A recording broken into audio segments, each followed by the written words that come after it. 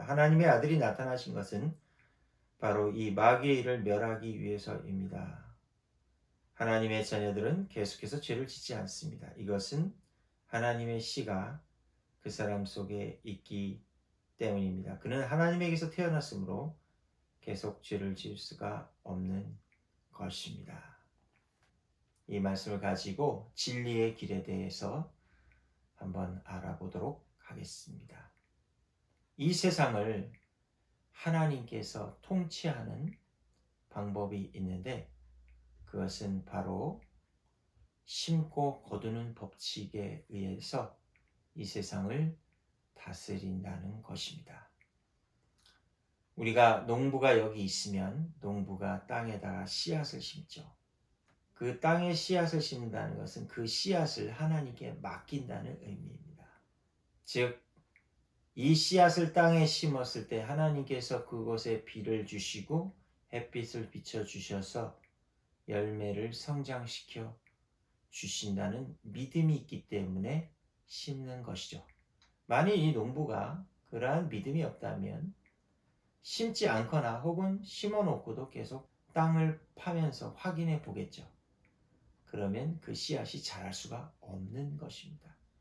마찬가지로 우리가 이 땅에서 말씀을 실천하는 삶이란 이 땅에 하나님의 말씀의 씨앗을 심는 것입니다. 예를 들면 내 이웃을 내 몸과 같이 사랑하라는 말씀에 기초해서 내가 이웃에게 사랑의 무언가를 심는다면, 준다면 하나님께서 그것을 우리에게 축복으로 되돌려 주실 거라는 사실입니다. 말씀의 씨앗을 심으면 하나님의 축복이 나타나는데 계속 죄를 지으면 마귀가 그 사람을 합법적으로 공격한다는 것입니다. 마귀는 우리의 혼적인 영역에 먼저 접근합니다. 왜냐하면 우리의 영은 하나님의 통치를 받고 있으나 아직 우리의 생각의 영역은 빈틈이 많이 있기 때문이죠.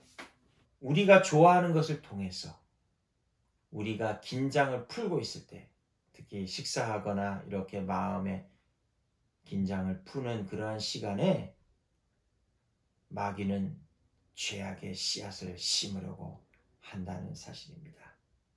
그래서 우리가 목표로 하는 것은 우리의 생각의 영역도 영적인 영역과 마찬가지로 변화되도록 기도해야 한다는 것입니다. 로마서 12장 2절에 여러분은 이 세상을 본받지 말고 마음을, 즉 혼적인 영역을 새롭게 하여 변화를 받으십시오. 그러면 하나님의 선하시고 기뻐하시고 완전하신 뜻이 무엇인지를 알게 될 것입니다. 라고 말하고 있습니다. 이렇게 혼적인 영역까지 새롭게 되기 위하여 어떻게 해야 되냐? 하나님의 말씀을 선포하고 축사 기도를 할 때 우리가 점점 새로운 피조물이라는 업그레이드 돼서 하나님의 은혜와 축복을 풀어놓게 되는 것입니다. 오늘 사도 요한은 하나님의 자녀들은 계속 죄를 지을 수가 없다. 하나님의 씨가 그 속에 있기 때문이라고 했습니다. 하나님은 하나님의 말씀을 통하여 우리의 심령에 씨앗을 심고자 하십니다. 인류가 아니라 심령에 떨어진 하나님의 말씀은 반드시 열매가 맺게 되어 있습니다.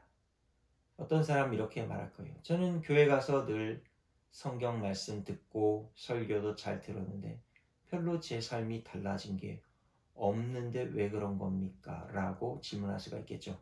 그것은 지식적인 성경 공부는 우리에게 열매 맺히지 않습니다. 왜냐하면 여기는 하나님이 역사하는 밭이 아니기 때문이죠. 바로 심령에 떨어진 말씀, 이것에 계속 물을 주고 잡초를 제거하고 가시덤불을 제거하고 자갈을 제거하고 하는 작업을 하지 않으면 이 말씀이 자라지 않는다는 거죠. 그것이 바로 묵상입니다. 하나님의 말씀을 지식적으로 일로 추구하지 마시고 여기에 떨어진 말씀을 계속 생각하고 묵상해야 열매를 맺는다는 사실입니다. 그 묵상된 말씀은 자라나서 우리에게 30배, 60배, 100배의 열매를 맺게 합니다. 심령에 떨어진 말씀 귀하게 여기시고 그 말씀은 하나님이 떨어뜨리신 씨앗이라는 것을 알고 이것을 소중하게 간직하고 묵상을 통해 발전시켜서 많은 열매를 맺는 인생이 되시기를 축원합니다. 거룩하신 아버지 하나님, 그동안 우리 심령에 떨어진 하나님의 말씀을 소홀히 여겼던 것을 용서하여 주옵소서. 바로 그것이 우리 심령에 받은 말씀이 하나님이 떨군 씨앗이라는 것을 깨닫습니다. 이것을 주야로 묵상할 때 그가 하는 모든 일이 형통케 된다고 약속하신 것처럼 만사의 모든 하나님의 축복이 나타날 수 있기를 기도드립니다. 예수님의 이름으로 기도합니다. 아멘.